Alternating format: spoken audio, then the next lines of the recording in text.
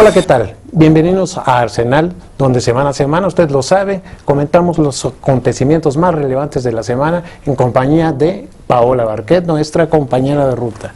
Hoy tenemos como invitado a un político muy experimentado que fue secretario de Gobernación, fue senador, coordinador de la bancada del PAN en la Cámara Alta, hoy es integrante del Consejo Rector del Pacto por México, ha aspirado en un par de ocasiones a la presidencia de la República, creo que con el currículum ya lo definimos, es Santiago Krill.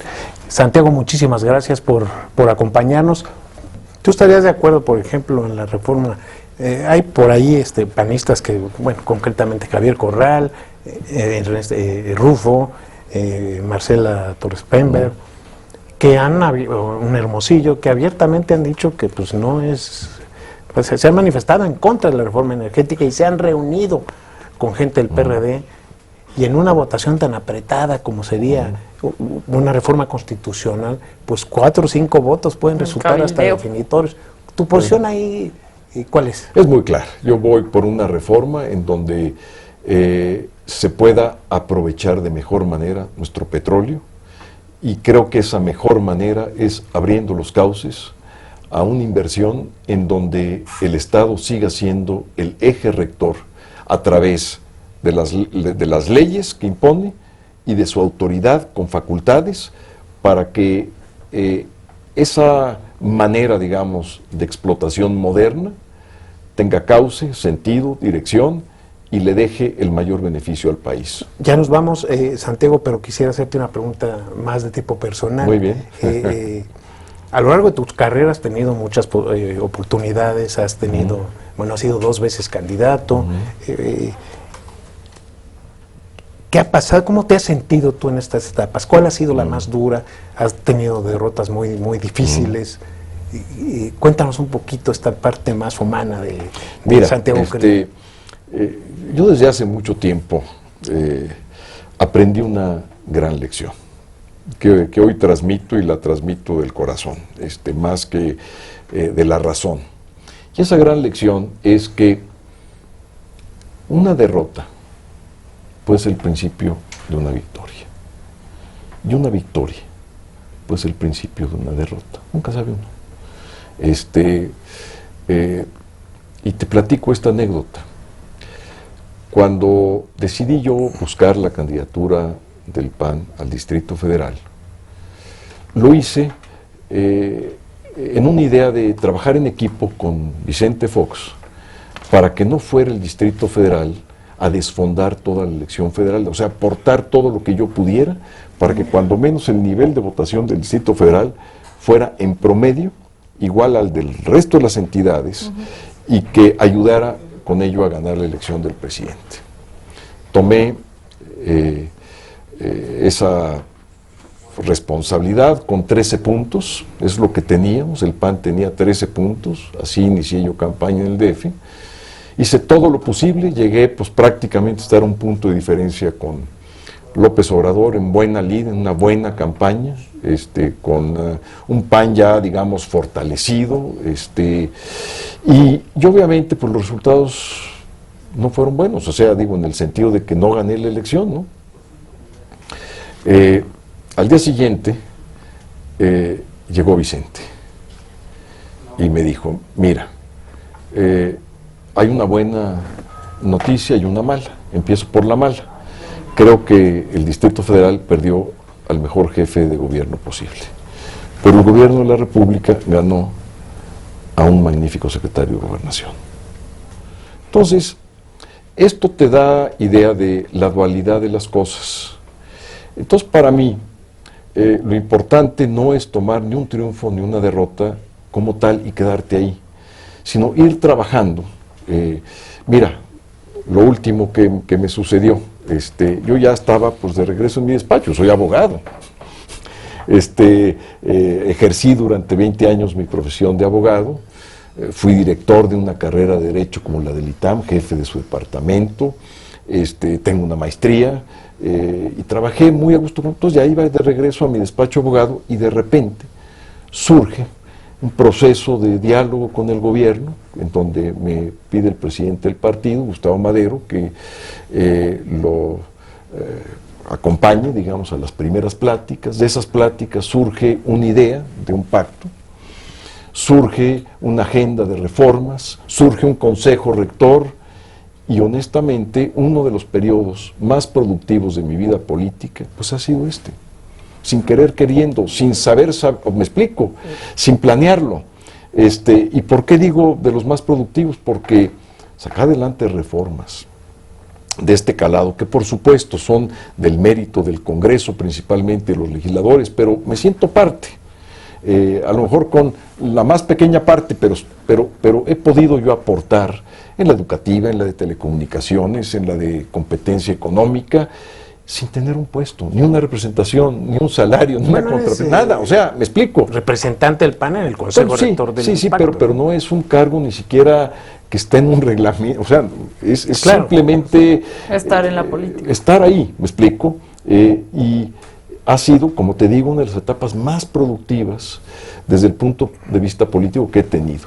Y otra de las cosas que también he aprendido, que en esta etapa, que es una etapa en donde fundamentalmente me he orientado, digamos, a hacer las cosas y no tanto a buscar espacios en medios para explicar o para decir, porque pues finalmente, y esto también me ha ayudado mucho, para ser más eficaz en todo el trabajo de carácter político. Entonces uno va, por una parte, aprendiendo de los tropiezos, de las derrotas, aprendiendo las victorias. También, porque hay que aprender, y si no se aprende, te vuelves a tropezar. Entonces, los momentos duros, yo los enfoco de esta manera. Claro. ¿Hay algo de lo que te arrepientas? ¿Hay algo que si pudieras dar marcha atrás, dirías, yo no hubiera, mejor, ¿para qué hice esto? Yo creo que hay muchas cosas. ¿Como cuál? No, Tu pues yo creo que última, muchas por ejemplo, cosas, sabiendo ya el resultado que tuviste, que a todos nos sorprendió, a mí fui el principal, en la última elección interna del PAN, ¿qué sensación te provocó? ¿Te volverías a presentar? Sí, te voy a decir, yo necesitaba hacerlo, porque además yo creo que muchas de las campañas, aunque no sepas que vas a ganar, dejas algo sembrado.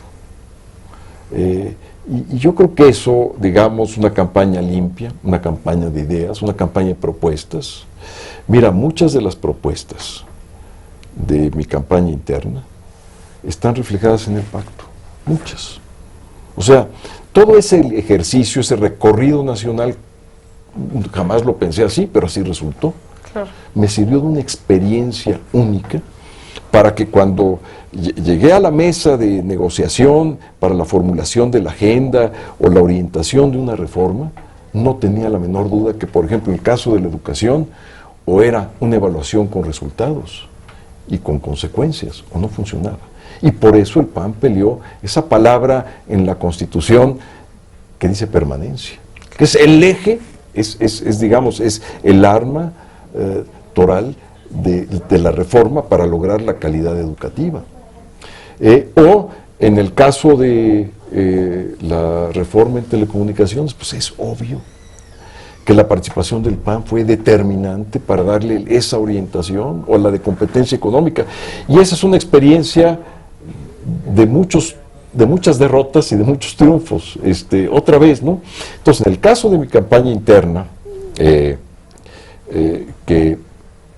que tuve yo en el proceso pasado, bueno, pues es eso, ¿verdad? Es una experiencia. A ver, dicho de ¿Volverías otra a dar, manera, por ejemplo, permisos para los casinos? pues es que no los di.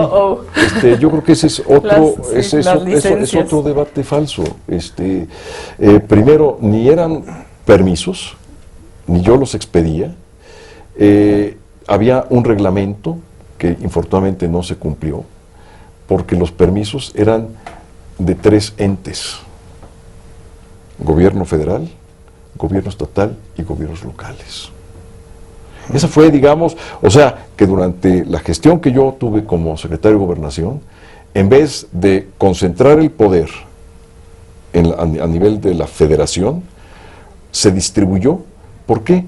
Porque la lógica es que quien deben decidir ese tipo de actividades, que son de controversia, deben de ser, en primer lugar, los órganos más cercanos a las personas, es decir, la autoridad más cercana, en este caso los municipios y sus cabildos. Que no, Trump es otra cosa. Segunda cosa, me dicen esto de la expedición, prácticamente iniciamos la revocación de casi todos los permisos que se habían dado durante 3 décadas anteriores. ¿Por qué? Porque estaban en incumplimiento. Algunos de ellos prosperaron la revocación y otros entraron, digamos, a los trucos de los procedimientos judiciales y quedaron vigentes sin tener derecho para ello. Entonces, yo creo que es algo que infortunadamente se da en una situación que estaba yo en una contienda interna, no se me dio la oportunidad o la manera de comunicar lo que se había hecho en la Secretaría de Gobernación, pero lo que sí te digo es esto, que yo estoy seguro que si ese reglamento se hubiese cumplido en la política pública que se estableció en esa situación, no hubiera habido el desorden, la proliferación de estas actividades y las consecuencias de todo esto. No lo hubiera habido, porque durante mi gestión no lo hubo. Y lo raro fue que no se sucedió 1 o 2 años después. Esto brincó 4, 5, 6 o 7 años después. Increíble. Y claro, quieren buscar una explicación sencilla, facilita, etcétera, y lo refieren, digamos, o a la época mía con Fox o a la época de Calderón, pero yo creo que esto fundamentalmente se debe a la corrupción en los gobiernos locales, a la corrupción en el poder judicial estatal y en los poderes judiciales federales, a los tribunales. ¿No hay corrupción a nivel federal? Sí, por supuesto, dije a nivel federal. Es que dijiste estatales. Estatales y federales, ¿no? Y es eso. Yo creo que tenemos que tener mucho cuidado en hacer las salvaguardas correctas para evitar esta corrupción, que en estos casos ha echado a perder pues toda una serie de actividades, como son estas, o casi, y que en otras, como son la gestión de permisos, de otros tipos, desde licitaciones públicas, sea para vender medicinas o para lo que sea, tenemos que cuidar con mucho porque ese es el grave problema del país, corrupción. Y tocando el tema del historial de Santiago Krill en la política, ¿el paso por el gobierno habrá dejado una huella en el PAN y en el país? ¿Lo considera así o le hubiera gustado haber hecho algo más? No, yo creo que siempre quieres hacer mucho más cosas, ¿no? Al menos yo no soy, digamos, de un espíritu satisfecho de las cosas, ¿no? Siempre quieres lograr más. ¿Ayudó a la calidad del PAN a mejorar los cuadros del PAN? Yo lo que me siento es parte de una generación de mexicanos que hemos logrado, entre muchas gentes de distintos orígenes y sectores y profesiones, una transición democrática ejemplar. Honestamente lo digo. ¿Por qué ejemplar? Primero, sin violencia. O sea, hay que ver los cambios de los regímenes autoritarios a los regímenes democráticos y que poco a poco hemos venido creando nuevas instituciones. Y me siento parte en la formulación, en la creación de esas nuevas instituciones, como cuáles me ha tocado ser parte, crearlas, junto con otros muchos, ¿verdad? El IFE, la Comisión Nacional de los Derechos Humanos, la Auditoría Superior de la Federación, el IFAI, toda la nueva visión en materia de derechos humanos, o sea, que tiene el país, el tema educativo, las telecomunicaciones del país. Eventualmente espero que me toque la oportunidad también de poner mi grano de arena en energía. Entonces, digamos, he sido parte de esa generación, a veces con aciertos, a veces con errores, pero yo creo que el valor, digamos, más preciado es haber podido hacer este tránsito de un sistema monolítico, de un partido, de una forma vertical, opaca de gobierno, en gobiernos democráticos con relativa paz. Ya hablo paz social en términos, digamos, no de la delincuencia, porque pues tenemos muchos problemas con los delincuentes, pero en términos, digamos, del proceso político. Diría que vamos por buen camino, que como país, que la política está llevando al país a un camino correcto. La radiografía del país en la política quiere decir que vamos bien. Yo creo que la agenda del pacto es lo que hace. Orienta al país por un camino correcto. Y México es mucho más grande que sus problemas, y México tiene una potencialidad enorme en su gente, en sus recursos naturales, en su ubicación geográfica, en nuestro potencial desde el punto de vista político, de la cultura que representamos y de nuestra historia milenaria en todos los sentidos. O sea, somos un gran país.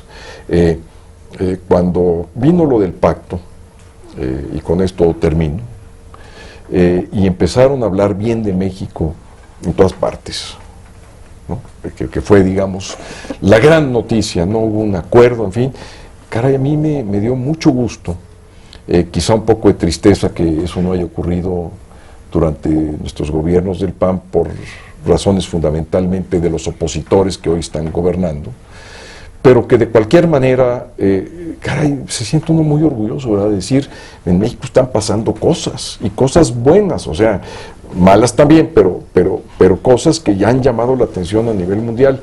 Yo creo que si logramos mantener con energía los panistas el pacto, el proceso de reformas, y si seguimos ganando elecciones, yo estoy convencido que este país cambia. A ver, fuiste secretario de Gobernación con Vicente Fox prácticamente todo el sexenio. ¿Qué sentiste cuando Vicente Fox llama a votar por Peña? ¿Qué sentiste cuando dice, bueno, si legalizan la marihuana, pues yo voy a poner mi plantío? Cuéntanos. Eso. Mira, en lo primero, ¿no?